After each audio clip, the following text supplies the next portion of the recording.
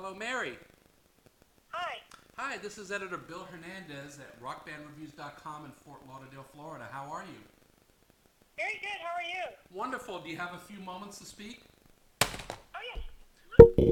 Wonderful, wonderful. Well, I tell you, I'm very excited. I'm a very big fan of yours, and I'm honored to be doing this interview today. Oh, that's very kind. And myself, along with the rest of South Florida, I'm sure, is looking forward to seeing you and the 10,000 Maniacs at the Broward Center for the Performing Arts on April 26th, which is 1 week from today. That's right. Month's going by fast. Now, can you look back to when you were a young girl, and can you remember back to when music first impacted your life, and what that meant to you? Yes. I'm actually in North Carolina visiting my mother, and so it's kind of funny you asked that question because I'm looking through old papers and different things that, from the past. But yeah, I remember one of the pretty vivid memories that I have. One of the most vivid memories is when I started on violin, and I was about 5 years old, and I started on the Suzuki method in what we were living in Washington, D.C. at the time when it sort of was first introduced into our country, I think, somewhere in the 60s, and just really feeling like I really loved it. I thought this is great, and it really helped me with confidence and identity and that sort of thing. I knew once I started to play, and then I would, sing in church and sing in choruses in school, that it was something that was really, really a pretty dominant part of who I wanted to be. Now, back then, who were some of the bands or artists that you listened to growing up that may have helped shape your musical style? Well, certainly the classics. I remembered my first purchase with my babysitting money. I bought the Beatles, the Blue Album, the Double, and the Red Album. Um, Good choices. and good choices, yeah. And then, of course, Joni Mitchell's Blue, and Joni Mitchell. And my parents had a pretty small record collection, but I remember listening to Joan Baez and some Bob Dylan, and this Library of Congress record series of folk songs, like folk artists like the Weavers, Odetta, who else? Ian and Sylvia.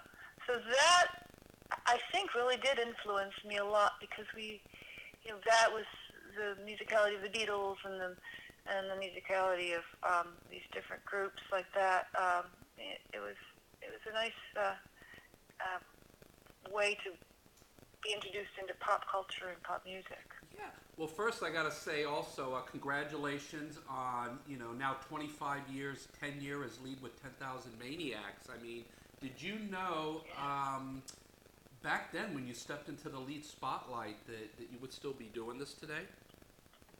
I really didn't, and sometimes I think about that, how it just was a very natural progression of my joining the band with John Lombardo. John was the founding member, and then John and I, when he left the band in the 80s, he and I formed this duo, John and Mary, and we had our own history of making CDs. We had CDs out, on Rykodisc, and we had, I think, 2 with that label, and so we've been writing music together ever since. Mm-hmm. But a lot of it, yeah, it's pretty amazing to think all these years we're still doing it. I think it's because it's just very fulfilling to sing and play music, and it's pretty special. Now, coming from the background of the band and stepping into the lead, was that an easy transition for you? It's funny. It's so long ago. It's sort of like it's. I'm trying to remember. It's like a blur, right? I think you just seamlessly fell right into that role. Yeah, and it's sort of like a relationship, like, trying to remember exactly what happened way back when. Yeah, I can't say there was some intensity to it, because I had toured with Natalie in the band. I had done background vocals, and I had done strings, and John and I had opened for the group. So we had a relationship with the band, and with Natalie, and I also, I was able to observe the group and observe her and be around her, and really, I have a huge amount of respect for her and her musicality. So my commitment was always to respect that and continue what comes naturally with the way I approach music, but also to have to honor what she's done and was with the band, Yeah, and in a way you were being groomed and mentored, for that position, maybe without even knowing it at the time. Yeah, I would say so. But it was like, when sometimes people say, I'm between two sisters. I have, a lot of different siblings, but it's interesting because I felt sort of like a sisterhood with her. And there are times when people will mistake me for her, and I think, well, that's cool because it's just like a sister, Yeah. And that's flattering, and it's also like, well, yeah, that makes sense. We're about the same age. We grew up in the same area. We both have or had dark hair. I'll say no more. We won't go there. Yes. That's just saying, it's funny because I flew down, I live in Buffalo, New York, and I flew down here to North Carolina. I'm in Raleigh, the Raleigh, Chapel Hill area, and I was looking at one of those magazines, and to see like how young women's hair fashions, how they have this new thing where they want their hair to look gray, and I'm thinking, are you kidding me? Yeah. Give it time. It's like this new look. I think, wow, that's radical. So That's hilarious. Now, I know. I guess when you're young, you can do anything, Exactly. Now, besides being an amazing vocalist, which you are, I mean, you're also, an outstanding musician. Now, what drew you most to play stringed instruments? Well, I'm trying to think. Going way back, I have a sister who's 2 years older than I am, and she's a very good violinist in her own right. She plays with us. She's a Mainer. But this guy David Mallet is a folk writer singer from Maine, and she plays with him. But anyway, going back to that, she started on violin on the Suzuki method violin, and then I heard her, and I think it was just that kind of looking up to my big sister and thinking, I want to do that too. I want to try it. So I think that's part of what it was. But we actually, though, shared the same violin. That was one thing that was really funny because we had a little quarter-size violin. So she'd play it, and I played it. And my mom had to learn to play, too. So it was like playing a little tiny toy, Yeah. That was part of the pedagogy of this method, is that the parents were supposed to try to learn with the children, which is kind of interesting. But, yeah, it's cool. Now, speaking of violins, I reviewed a show last night, Chris Body, and he had a violinist in his band that was playing a violin from the 1700s. Oh, yeah. Yeah. Mm-hmm. Do you play more of a modern violin, or do you have something that goes way back? Well, I have an electric. It's a 5-string, so I play viola and violin. Just acoustic instruments. But the last number of years, I got an endorsement in the '90s with a company called Zeta, Z-E-T-A, and so it's really nice because it has the range of a viola and a violin, Mm-hmm. and it's a solid body, and it can crank it out too. It can stand up against the other instruments in the group too, and so that's what I play when we tour. It's got a unique shape, and but I would love to have a Stradivarius or something like that, but it's sort of out of my league, my price league. Oh, I hear you. My gosh, that's just amazing. And I know the value of playing such an older instrument, because I'm a guitar player, so of course, if you have an acoustic guitar that's pretty old, from maybe the 30s or 40s, you get that age and you get that certain tone from it. Do you get that from a violin as well? I mean, it's such a smaller body, Yeah. but do you get that old sound from it as well? Yeah, I mean, with the Zeta, it's electronics more like in the bridge. The bridge is like a jazz bridge, so it's a very smooth, nice sound. And of course, our sound man helps make it sound very nice. But as far as like my viola and violin, yeah, I have a pretty nice viola, and it was made in like the I guess early '80s.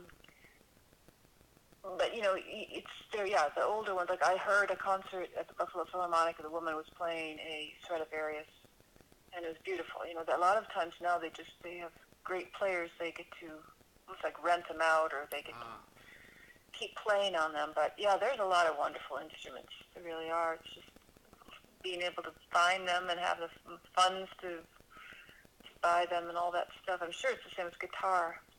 yeah. It's a lot. But Now, that's a special sound when you find it. Like this is it.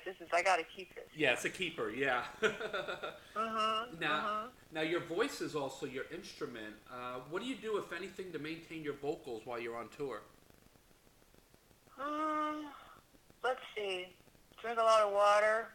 Um, well, let's see. I try not to talk too much during the day of the show, and just generally just try to stay healthy. That's all. Um, there's some places where if the weather's weird and stuff that can affect it. But so far, I just kind of go with the flow. And Do you find I always that? bring. I always have a scarf, but maybe that's my secret. I always have a scarf with Ah, me. there you go, and it looks great too. Yeah. Well, thank you. Do you find that when you perform in an indoor venue versus an outdoor venue, that makes a difference on your vocals as well? I think so. Because outside, you never know what you're going to get. I mean, certainly if it's chilly and um, that can be challenging, or if it's really hot, or it's windy, if there's pollen, and all these things, they can affect it. Or if you're playing by like a barbecue pit or something, there are all those things that you sort of can irritate your voice and also just kind of be distracting. Well, speaking of The distracting, wind, if you I know. was playing near a barbecue pit, I don't know how I could keep my mind on the music. I'd be wondering, when am I going to get some of those ribs?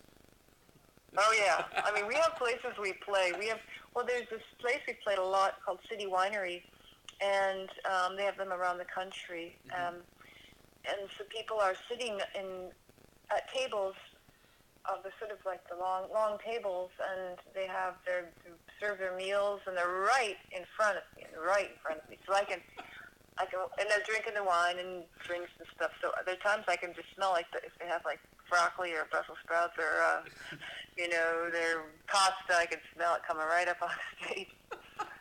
I know what I'm doing Yeah. after this set.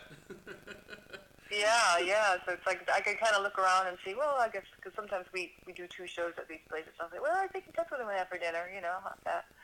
When I'm daydreaming. So finally, what is next for you and 10,000 Maniacs in the future? Well, we are working on some new material. We've been getting together when we can. We've had a crazy month of weather in Western New York. I mean, it's been kind of in the East Coast. So even sometimes for the three, John and Jerry and I live in Buffalo, but just to get to Jamestown, it's been kind of tough just because the weather, snow and ice and all that. But yeah, we've been working on some new approaches to the songs, working on some song ideas. So we're going to be recording. We're just kind of trying to figure out when, and then we continue to play wherever we get, wherever we're wanted. I mean, wherever we get the gigs, and so that's kind of the plan, is to continue doing that, but also to record another CD, because we try to do one every year for our own sake, and just to kind of catalog our ideas. Good. Well, we're certainly going to look forward to that, and we'll keep in touch. So when that does drop, we'll do everything we can to get that information out to the world. I want to thank you so Wonderful. much for taking time out of your busy schedule to talk with us today. Well, you don't even know how excited everybody is to come to Florida. Because as I said, it's unbelievable. It's been snowing. I left and it was snowing, and then we had a weird ice storm. We've had everything. So it's winter up where we are. So, I'm actually, North Carolina is beautiful. It's like there's buds on the trees, and so you're gonna have a happy band coming to your neck of the woods. Awesome. Again, that's next Thursday at the Broward Center for the Performing Arts. So safe travels to Yes. you on the road. Thank you very much. And if you wanted to come to the show on the guest list, we can do that. Yeah, I'm going to speak with Michelle, and I'm sure she'll take care of us and everything. We're literally, our offices are 5 minutes away from the venue, and it's a beautiful venue. It's on the on the New River, and fantastic. You're going to see boats and yachts out there. I mean, it's fantastic.